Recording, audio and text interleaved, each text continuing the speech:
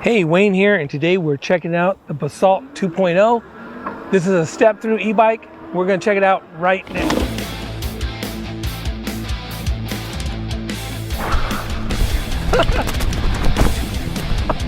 Oh, I knew it was going to happen eventually. Thanks to Mokwheel for sending out their Basalt 2.0 step-through e-bike. They have nothing to say in this video other than to answer any questions I might have during the creation of this video. So most e-bikes come in about 2 to 3 different colors, but the Basalt 2.0 comes in 5. There's an olive green, jungle camo,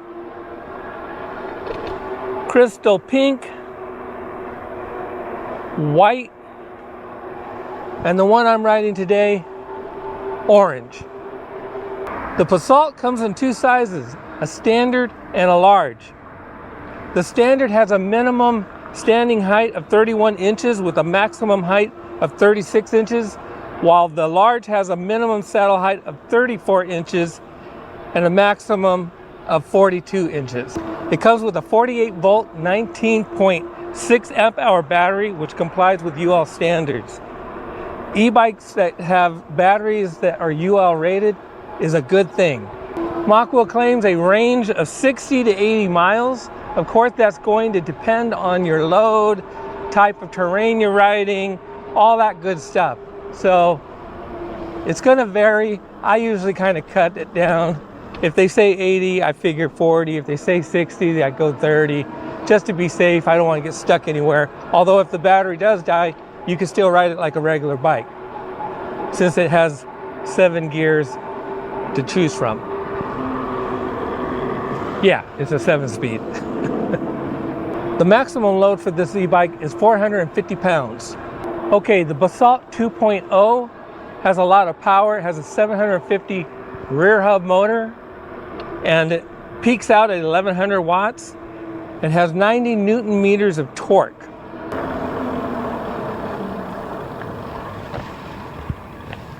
So Mokwheel labels this Basalt 2.0 as a Class 2 e-bike. There's a sticker down below here that says it. Also says 750 watts and 20 miles per hour. Now, what that really means, and it's sort of maybe a gray area, but if you are throttling and pedaling, the fastest you're ever going to go is 20 miles per hour. Now, if you take your hand off the throttle and keep riding by pedaling assist only, you'll get up to 28 miles per hour. Now, I'm not 100% sure, but I believe that kind of puts it in the Class 3 category. But, you know, when you are throttling and pedaling or just throttling, you won't go past 20 miles per hour, which technically makes it a Class 2 e-bike. So sort of a hybrid in between Class 2 and Class 3. So I've worked with a lot of e-bikes, and pretty much all of them have been like that. Maybe 1 or 2 didn't work that way, but for the most part, they all do. So just something to know. Okay, I'm just about at a near stop. I'm going 0.3.8 miles per hour right now. I'm going to do a throttle test only. So let's see how fast it can go. I am at 13, 14, 15, 16, 17, 18, 19, 20. Just hit 20, and I felt the motor lock down and at that speed. So yeah, throttle only, 20 miles per hour. I should mention I am in pedal assist 5. So now I'm going to do the same test. I'm going to pedal and throttle at the same time, and I believe it will still lock me down at 20. I'm at 16, 17, 18, 19, 20. Okay, so yeah, barely 20 if I'm doing both. Now, if I stop pedaling, yeah, it gets me up to 20 miles per hour. Okay, I'm going to do another test now. This is going to be the final one. I'm going to throttle and pedal, and then I'm going to take my hand off the throttle and keep pedaling. And let's see how fast we can get up to 28 miles per hour. So, all right, I'm at about 8 miles per hour. I'm throttling, I'm pedaling. I'm going to take my hand off the throttle at 20 miles per hour. Motor still kicked in. 22, 23, coming up to the end of the block. 27, 28.5, 29 miles per hour. So I did hit 29 miles per hour. Your average is probably going to be more like 28. So yeah, pretty good. This is a pretty big e-bike, but weight is good. It's 80 pounds, which is not too bad for the size of this bike. Okay, so bikes usually come with either a cadence or a torque sensor. This bike has both. Now, cadence sensor bikes, I like them. Not my favorite, but I do like them.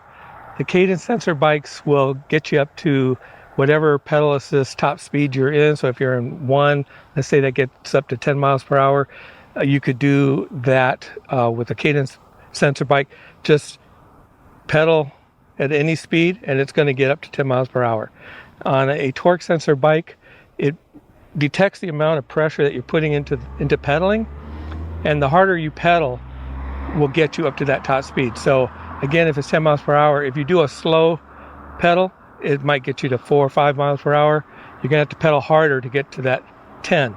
So it's not as hard as a standard non-motorized bike, but it will help you more than that. Not quite as much as cadence, a little less. That gives you a feeling of you're in control and that you're riding in a non-powered bike when in fact you really are. So I like cadence. I like torque sensor bikes more, but having cadence to kind of give you that extra oomph when you take off, I like that. And then the torque part will kick in, and then I really enjoy that part of the ride a bit more. So there you go. Torque sensor and cadence in the Basalt 2.0. The Basalt 2.0 has 26 by 4 inch wide tires, making them fat tires, which are good for almost any terrain like this and like here on a gravel path and more. For the display, it has a high definition display that looks great both during the day and at night. Now, at night it looks really, really, really good. During the day, it looks really, really good. It's kind of strange because it's very dark and black, but what you need to see, like the speed, the pedal assist, the power, all that information is brightly lit in white. It's actually a color display because for the battery level you have a green bar percentage going on. So yeah, a lot of good information on the screen, and you can see it really well during the day and at night. So Mokwheel now has moved to a removable display. You can pull it off when you stop somewhere, put it in your pocket. It's nice and small, compact. Now, when you take it off, you kind of render all the electronics on the bike useless. I would still chain the bike up because the bike is still rideable like a 7-speed bike would be. But another good thing about it being removable is that if it should ever break, you can just pop it off, order another one, pop the new one back on, and you're good to go. Where in the past, you had to remove this whole housing that's holding the display. That's cabled up. You got to remove the cables. It's a lot of work. This is a lot easier to deal with should you need to buy one because maybe it broke or you lost it. So good thing there. I like the removable display. Mokwheel likes to use Tektro hydraulic disc brakes on all their bikes. I've used them. They're fine. I think they work just fine. I'm going to get up to speed here, 20 miles per hour. I'm going to kind of slam on the brakes. I didn't squeeze them, but I did slow down pretty quick. I didn't want to slide out and hurt myself, so. But I think they work pretty good. Here, I'll go a little bit slower and slam on them. There you go. Okay, so when it comes to gearing, you have two options for this bike. You can buy it with the 7-speed, which is what I'm on, or you can up for the 8-speed version. I like 8-speed with bikes. There's like little to no ghost pedaling when you're at your top speed. But with this one being both cadence and torque sensor, I don't really feel much ghost pedaling at all anyways with a 7-speed. So you're probably fine with either one. For suspension, it only has a front fork suspension that's adjustable with 110 millimeter front fork. And for throttle, we have a thumb throttle. I don't really mind either one, thumb throttle or half twist. They both work fine for me. As for the saddle, it's a very standard saddle that a lot of bikes come with. It's not really uncomfortable. It's not really very comfortable. It's just sort of middle of the road. Got something I might change. I'll put a link down below to maybe a couple suggestions, along with a rear or a seat post, suspension post. I like using those. I have that on a couple of my bikes. I'll put links down to that too. So when you use that, it's almost like having dual suspension. So this bike also has turn signals, which is another good thing about this bike. I'm glad to see Mokwheel is incorporating that into a lot of their bikes now. So you got, of course, your right and your left. Now they're not up front, they're only in the back and in the rack. So the rack is also a cool feature to this bike. Love having it. And it has the turn signals built into it, so you don't have to go back there and turn them off and on manually like you do some other bikes. It's got a pretty standard light on it. Works fine at night. No issues there. The Basalt is good for anyone looking to get an easy to ride bike with a lot of power. Has lots of torque. It's going to get you around. It's great for cruising up and down the road, get a little exercise, maybe some light off-roading. You can use it to commute. It's a nice bike. It's pretty powerful though. And be aware of the 80-pound weight in case you need to carry it up any stairs or anything like that. But overall, this is a great bike. It runs great out of the box. Everything's working just fine. It's smooth. Fat tires can go pretty much anywhere you want to go. A lot of good with this bike. So, and the price is pretty good too. So check out my links down below. I'll have affiliate links down for all the tools and everything I use, along with a link for this bike in case you're interested in getting it. Now, sometimes my links have built-in price coupons in them, or if they don't have that, then I will add a coupon alongside of the bike link. Okay, Mokwheel has knocked it out of the park again with the Basalt 2.0 step-through e-bike. If you like this bike, check out my links below. Get yourself one, get out there and ride, and I'll see you on the next one.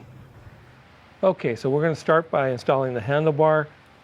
To do that, we're going to loosen these two screws here on the stem so that we can turn it forward, remove this cap, mount the handlebar on, and tighten everything down. So let's go ahead and get started.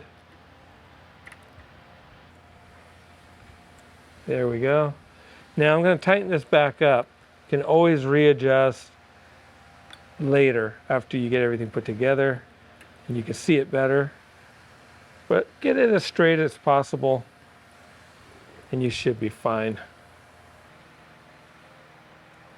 So now these you're going to have to completely remove to get the cap off and then mount your handlebar. Alright, so now we're going to grab the handlebar, place it on there, put this cap back over it, get the screw started. Now for reference, you can start it off with this little bullseye here in the center, and then again you can readjust everything afterwards when you're done. Okay, now that you have it all secured, locked down, go ahead and remove this little package here that's connected to the handlebar. Inside of it there is a little cap that you're going to put down right here on the stem. There's an open hole there. You just push it in there. Keep the elements out. Okay, since we're already here with the handlebar, let's go ahead and install the display holder. The contact should be upward, and there are two screws that you have to remove, so you can open these arms, place it over the handlebar, close it up, and put the screws back on. And don't over tighten. You don't want to break anything here. It's okay if you can manually move it, you know, by force with your hand, but tight enough that it doesn't bounce around when you're riding. But don't overdo it. Same thing with this piece here, which is for tilting the display holder. So I'm going to go ahead and tighten that down, and next I'm going to move on to installing the front tire. Okay, to prepare to install your front tire and wheel, you're going to want to remove this piece here. So loosen these nuts, put your foot on it, lift it up. You should be able to get it out very easily like that. And then don't forget, there is this spacer right here for the brake pads. Pull that out. So take this out. And then make sure you do not squeeze the brake levers, because you're going to need to fit the disc brake that is on the front tire and wheel. Slide it right in here and then tighten it down. So let's do that now. Well, good thing is the front of the bike isn't too heavy. You might need help. It's probably better if you have somebody grab the front and raise it up. But I'm going to try to do this by myself, because I have nobody here to help me right now. Okay, looks like I got it right away. So use the kickstand, put the bike in place, and tighten it down. Okay, so this is what it should look like when you're done. This is a close-up of the brake disc going in between the brake pads. And I'm going to back up here so that you can see. You also need to go back and make sure you tighten down these nuts on each side of the fork, and your front tire and wheel is completed. Okay, behind the front fork there is the screw that we're going to remove. Then I'm going to take the front fender, place it right here behind that fork, and I'm going to take the front light, and I'm going to also place it right here. And I'm going to screw that all together. And then I'll make some adjustments after. Okay, before tightening anything down, we're going to remove the screws that are on each side of the fork here, and grab the arms from the fender, line it up, tighten it down, do the same thing on the other side. But before you make it too tight, make sure that you adjust and that the front fender isn't rubbing against the tire at all. So you may have to raise it up or pull it out. Do what you got to do, get it lined up, make sure nothing's rubbing, tighten it down. The front fender will be done, but there's one more thing we're going to need to do, and that is connect the light. All right, to finish up the front light install, you're going to want to grab these two cables. They're color coded. One's from the light, one goes up to the controller. They're yellow and have pins in them and a little tab there. Plus there is an arrow on the outside of this piece here that tells you where to line it up. Get it lined up and then just push it together, and the front headlight is installed. Okay, to install the rear rack, it's just kind of floating. I took the seat out so that I could put my wrench in to tighten this down. Now, when you remove the screw that's holding the fender in, it's a little bit short, so go to the package that comes with the Mokwheel bike and find the slightly longer screw. You're going to want to use that one in place of the one that was already in there. So go ahead and use that to tighten this down. The rear rack, there is a screw on each side of the bike to hold it in place. You're going to want to tighten that down. And the rear fender, just in case if it's a little bit loose, the arms here, tighten that down too, but don't over tighten anything. And put the seat back in, and the rear fender is done. Or rear rack, I should say, is done. Okay, so now we're going to install the front pedals. There's a right and a left, and as you can see by those arrows, the right will tighten up clockwise while the left side will go on counterclockwise. So make sure you don't mess that up, because you don't want to mess up the threads. So let's go ahead and get these installed. I'm going to just do the right side.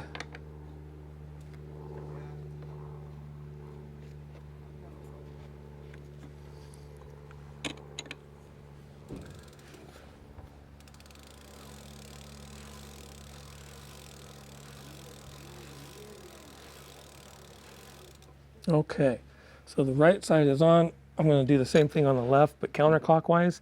and the pedals will be done. Okay, the only thing left to install is the display. So we're going to go ahead and mount that. The connectors should touch and basically just pops right on. So once it's on, if you want to remove it, just kind of tilt it up, grab these two pins here and pull up, and the display can be removed. So I'm going to go ahead and place that back in. I'm going to tighten this down just a little bit so it doesn't move too much like this, and the display will be done. Okay, now that your Mokwheel Basalt 2.0 is fully installed, make sure to go over everything like the tire pressure, your battery's fully charged, check out everything, make sure it's nice and tight and locked down. I have affiliate links down below. Go grab yourself one, get out there and ride, and I'll see you on the next one.